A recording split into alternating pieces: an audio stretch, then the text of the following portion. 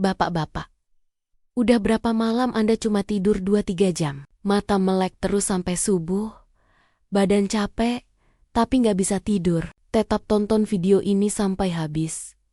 Karena saya akan kasih tahu rahasia. Tidur nyenyak yang dokter-dokter mahal tidak akan bilang kepada Anda.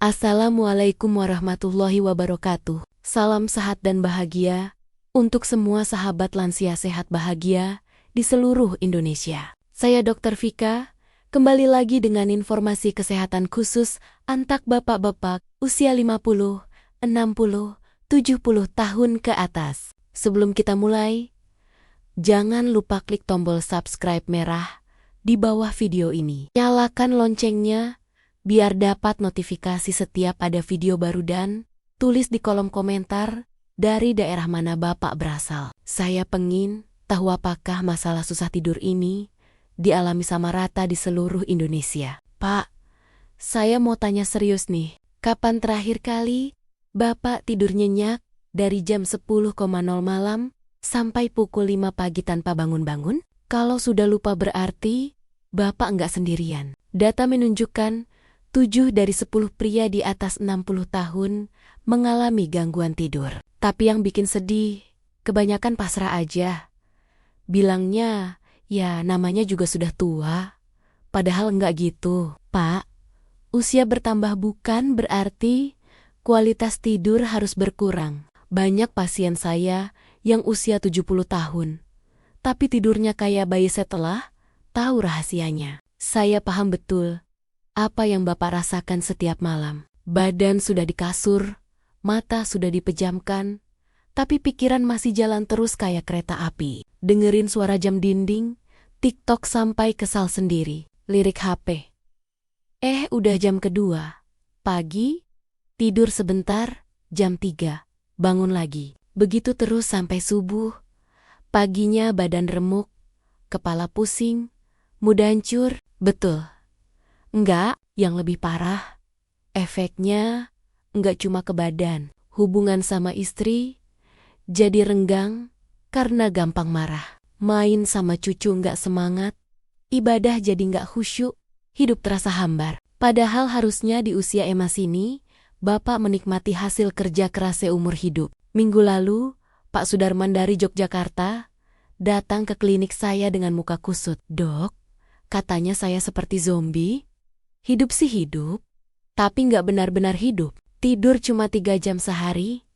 Itu pun putus-putus. Saya periksa, semua hasilnya normal. Gula darah bagus, jantung sehat, tekanan darah oke, tapi kualitas hidupnya hancur.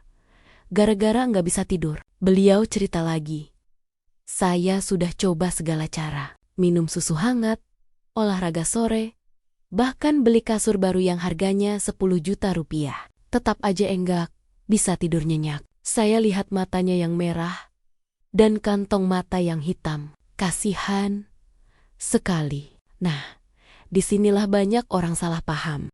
Susah tidur di usia lanjut itu bukan takdir yang harus diterima. Ini cuma alarm dari tubuh bahwa ada yang perlu diperbaiki. Seperti mobil yang perlu ganti oli, tubuh Bapak cuma butuh oli yang tepat untuk tidur nyenyak. Dan oli ini nggak mahal, nggak perlu resep dokter. Bahkan mungkin sudah ada di dapur Bapak. Masalahnya, kebanyakan orang langsung lari ke obat tidur yang malah bikin ketergantungan atau pasrah aja. Terima nasib tidur cuma 34 jam sehari. Padahal ada cara alami yang sudah terbukti berhasil pada ratusan pasien saya. Solusinya adalah kombinasi daun pandan dan bunga kamomila. Ya, daun pandan yang biasa buat kola itu ditambah cuma yang sekarang mudah didapat di apotik atau toko online. Dua bahan sederhana, ini kalau dikombinasikan dengan benar, punya kekuatan setara obat tidur tanpa efek samping. Enggak percaya? Dengarin dulu penjelasan saya. Pak Sudarman yang tadi saya cerita, setelah 2 minggu rutin minum ramuan ini, sekarang tidur 7 jam tanpa bangun-bangun. Saya nggak nyangka bahan sesederhana ini bisa mengubah hidup saya. Katanya, dengan mata berkokeka waktu kontrol terakhir. Penyebab pertama Bapak susah tidur? Produksi melatonin turun drastis. Melatonin itu hormon tidur alami tubuh. Di usia 20 tahun, tubuh kita produksi melatonin banyak. Makanya anak muda bisa tidur di mana aja. Tapi di usia 60 ke atas, produksinya tinggal 20%. Ibarat lampu tidur yang baterainya sekarat. Pak Hendra dari Surabaya bilang, "Dulu saya bisa tidur di kursi keras. Sekarang di kasur empuk aja susah." Beliau cerita lebih lanjut. Waktu masih kerja sebagai masinis kereta, saya bisa tidur pulas di ruang istirahat yang berisik. Sekarang di kamar yang sunyi senyap, mata tetap melek sampai pagi. Ini bukan karena Pak Hendra manja atau banyak pikiran, tapi memang produksi hormon tidurnya sudah menurun drastis. Nah, kamomil mengandung api jenin, senyawa ajaib yang membantu otak memproduksi melatonin lagi. Bukan melatonin buatan seperti di obat-obatan, tapi merangsang tubuh bikin sendiri. Pak Hendra sekarang rutin minum teh pandan kamil sebelum tidur. Hasilnya dalam 2 minggu, saya bisa tidur jam ke-10 malam. Bangun jam ke-5 pagi, segar. Beliau bahkan cerita istri sampai heran karena nggak dengar lagi suara TV dari kamar sampai jam pagi. Sekarang jam 30. Mata sudah berat, jam 10 sudah mendengkur. Kata Pak Hendra, yang lebih penting, kualitas tidurnya meningkat. Bukan cuma lama, tapi juga nyenyak dan dalam. Penyebab ketiga, overthinking alias kebanyakan mikir. Malam hari harusnya waktu istirahat tapi otak malah sibuk. Mikirin anak yang belum nikah, cucu yang sakit, uang pensiun yang menipis, sampai kenangan masa lalu. Pak Bambang dari Medan cerita, "Kepala saya kayak TV yang remote-nya rusak, nggak bisa dimatikan."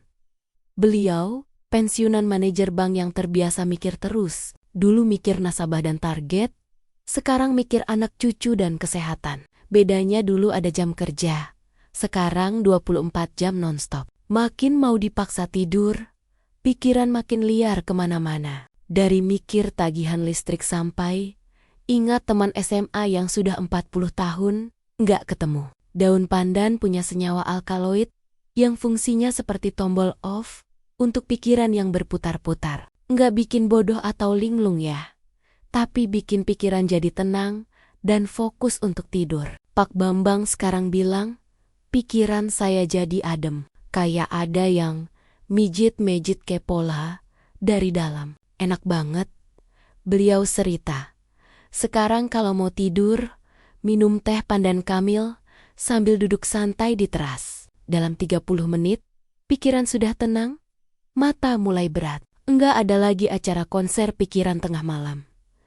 Istrinya sampai komentar, "Bapakkah sekarang enggak gelisah lagi tidurnya, enggak bolak-balik kayak ikan di penggorengan." Penyebab ketiga, jam biologis tubuh berantakan. Siang tidur kelamaan, malam jadi melek. Atau sebaliknya, siang maksa melek, malam tetap enggak bisa tidur. Pak Wijaya, pensiunan guru dari Bandung mengaku, "Saya tidur siang 3 jam, malam baru ngantuk jam pagi, lingkaran setan yang enggak ada habisnya." Beliau cerita, sik pensiun 5 tahun lalu, rutinitas jadi kacau. Enggak ada yang maksa bangun pagi, jadinya tidur sesuka hati. Malah jadi enggak karuan. Pagi ngantuk, siang tidur lama, sore segar bugar, malam melek kayak burung hantu. Istri sudah tidur, saya masih nonton TV. Istri bangun subuh, saya baru mau tidur. Kombinasi pandan kamomil membantu riset jam biologis tubuh. Tapi ada triknya. Minum rutin di jam yang sama setiap malam. Idealnya pukul 9 malam. Tubuh akan belajar, oh, ini sinyal untuk tidur. Pak Wijaya sekarang tidur siang cuma 20 menit. Malam tidur jam ke-10, hidup saya jadi teratur lagi. Katanya senang. Beliau cerita lebih detail. Awalnya susah. Badang sudah terbiasa tidur siang lama, tapi saya paksa bangun pakai alarm. Minggu pertama, tersiksa. Minggu kedua mulai adaptasi, minggu ketiga sudah enak. Sekarang, Pak Wijaya punya rutinitas baru. Jam 09.00 malam minum teh, pandan kamomil. Jam 30 sikat gigi dan wudhu. Jam 10, sudah di tempat tidur. Enggak sampai 15 menit, sudah lelap katanya bangga. Penyebab keempat, gangguan fisik yang mengganggu tidur.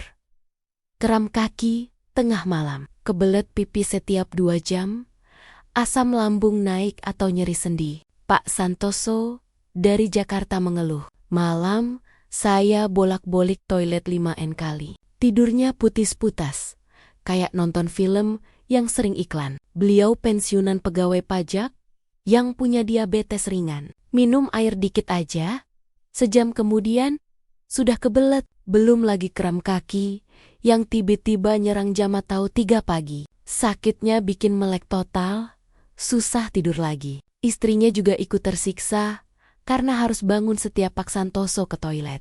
Kami berdua jadi kurang tidur. Keluhannya, daun pandan ternyata membantu menstabilkan gula darah malam hari, yang artinya produksi urin berkurang. Plus efek antiinflamasi alaminya, meredakan nyeri sendi ringan. Pak Santoso sekarang cuma ke toilet maksimal 2 kali. Tidur saya jadi pulas. Enggak kayak dulu, yang tidur sebentar-sebentar. Ujarnya. Beliau juga cerita, bonus tak terduga. Kram kaki yang biasanya menyerang 2-3 kali seminggu, sekarang hampir enggak pernah. Kalaupun ada, ringan dan cepat hilang. Kombinasi pandan kamomil juga membantu meredakan asam lambung yang sering naik kalau tidur telentang. Sekarang, saya bisa tidur posisi apa aja enggak takut asam lambung naik. Kata Pak Santoso, penyebab kelima yang sering dilupakan efek samping obat-obatan. Obat darah tinggi, diabetes, jantung, semuanya bisa ganggu tidur. Tapi, bukan berarti stop obat ya. Pak Rustam dari Palembang cerita. Sejak minum obat darah tinggi, saya jadi susah tidur, dilema mau sehat, tapi nggak bisa istirahat.